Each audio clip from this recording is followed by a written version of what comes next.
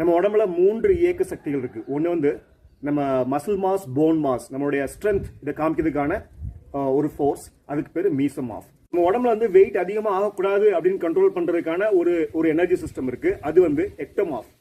இன்னொரு சிஸ்டம் இருக்கு, அது வந்து நம்ம உடம்புல வெயிட் கெயின் பண்ண வைக்கக்கூடிய, அதாவது வெயிட் வந்து அதிகமாகக்கூடிய ஒரு ஃபோர்ஸ், அது பேரு எண்டோமாஸ்.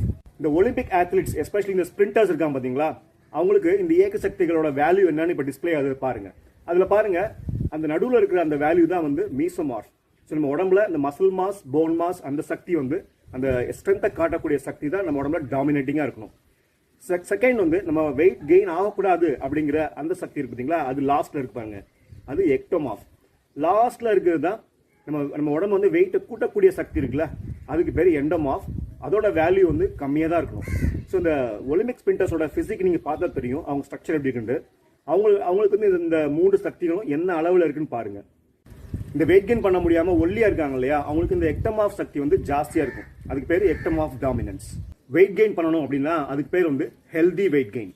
இந்த ஹெல்தி வெயிட் கெயின் யாரெல்லாம் பண்ணணும்? எனக்கு தெரிஞ்சு 3 category of people. First category வந்து அண்டர் வெயிட்னு தெரியாமையே ரொம்ப லீனாவே இருப்பாங்க. அவங்க வந்து நிறைய பேர் அப்ரிஷியேட் பண்ணுவாங்க. நம்ம பாட்டிலெலாம் கூட பார்த்துருக்கோம், ஊசி போல உடம்பு இருந்தால் தேவையில்லை ஃபார்மசின்னு சொல்லிட்டு. பட் ஆனால் அந்த பாடி தின்னா இருந்தாலும் ஓகே, பட் ஆனால் ஃபிசிக்கலி ஆக்டிவாக நல்லா இருந்தால் பிரச்சனை இல்லை.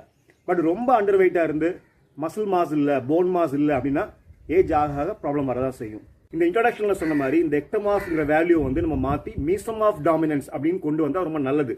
அது ஒல்லியாக இருக்கவங்களுக்கு அது ரொம்ப ஈஸிலி சாத்தியம். அது வந்து எக்ஸசைஸ் பண்ணி இந்த மசில் மாஸ், போன் மாஸை அதிகரிச்சா அது கொஞ்சம் கஷ்டப்பட்டு கொஞ்சம் எக்ஸசைஸ் பண்ணால் ரொம்ப பியூட்டிஃபுல்லான ஸ்ட்ரக்சர் வந்துடும். ஆனால் அதுக்கு பதிலாக அவங்க ஓவர் ஈட்டிங், இந்த மாதிரி ஒயின் குடிக்கிறது, பியர் குடிக்கிறது அப்படி போனாங்கன்னா அவங்களுக்கு எண்டோமாஸ் டாமினன்ஸ் கேட்டகரி போயிடுவாங்க. ஸோ அதனால தான் சொன்னேன், அவங்க சில பேர் ஒல்லியாக இருக்கிறவங்க வெயிட் கெயின் பண்ணுறேன்னு சொல்லிட்டு கடைசியில் அது ஹேபிட்டாக மாதிரி ஓவர் ஈட்டிங்லாம் பண்ணி கடைசியில் ஒபிசிட்டி அந்த கண்டிஷனுக்கு போயிடுவாங்க. அடுத்த கேட்டகரி வந்து பேஷண்ட்ஸ்.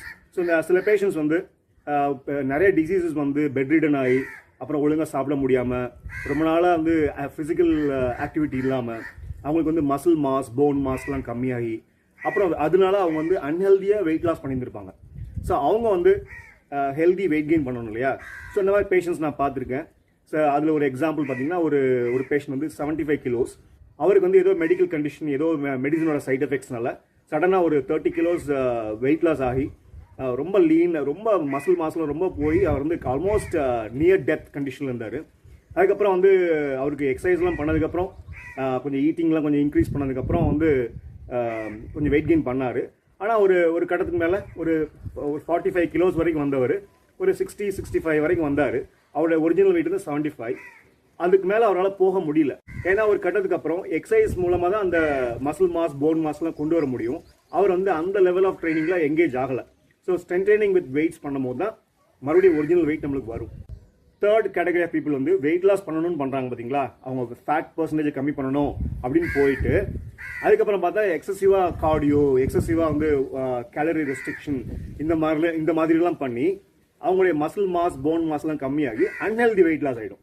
அவங்க வந்து அடுத்த ஒரு நெகட்டிவ் ஃபேஸில் போய்கிட்டு இருக்காங்க. இந்த மாதிரி சூழ்நிலைக்கு போனதுக்கப்புறம் அவங்களுக்கு ஹெல்த் ரிஸ்க் வந்து ரொம்ப ஜாஸ்தி.